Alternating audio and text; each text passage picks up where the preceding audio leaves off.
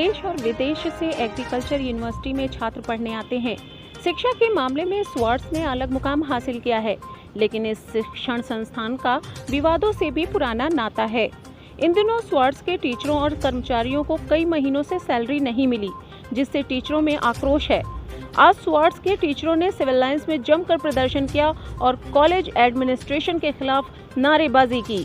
Swarts के teacher हाथों में तख्तियां और बैनर लिए थे, जिसमें स्वार्ट्स के कुलपति आरबी लाल के खिलाफ कई बातें लिखी गई थीं। 2023 के बाद हमें कोई वेतन नहीं मिला है, वो भी घिसट के मिला है। कितनी बार हम लोग सारे डीएम, कमिश्नर, एडिशनल कमिश्नर सबके यहाँ जा चुके हैं। अपने प्रशासन, अपने शुआस के प्रशासन से तो कोई गुहार लगाने का कोई मतलब ही नहीं है। वो साफ हाथ खड़ा कर दे रहे हैं कि हमारे पास पैसा नहीं है, जो बिल्कुल गलत है।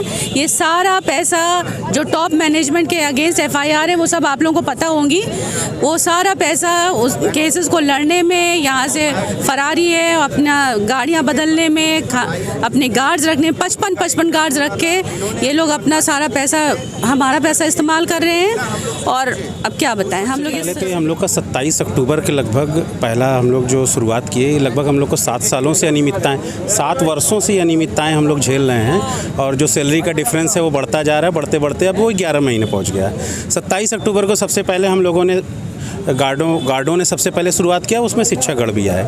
उसमें एसडीएम करछना और एसीपी करछना उन्होंने समझौता कराया कि 1+1 करंट सैलरी, 1 बैकलॉग सैलरी, तो इन्होंने समझौता कराया, बट वो उन्होंने उसको नहीं माना।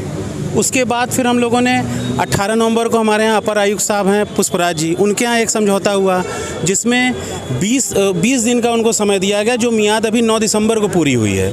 उसमें हमारे यूनिवर्सिटी के 4 अधिकारियों ने लिख कर दिया कि हम 9 तारीख तक हम बैकलॉग क्लियर कर देंगे।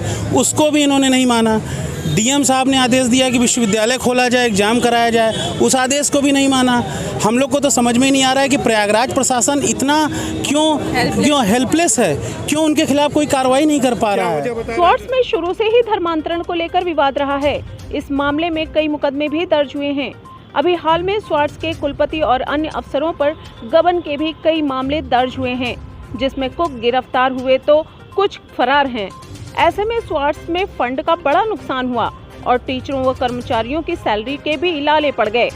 आर्थिक तंगी से जूझ रहे टीचरों का सब्र आज टूट गया और वो सिविल लाइंस में प्रदर्शन पर उतर आए।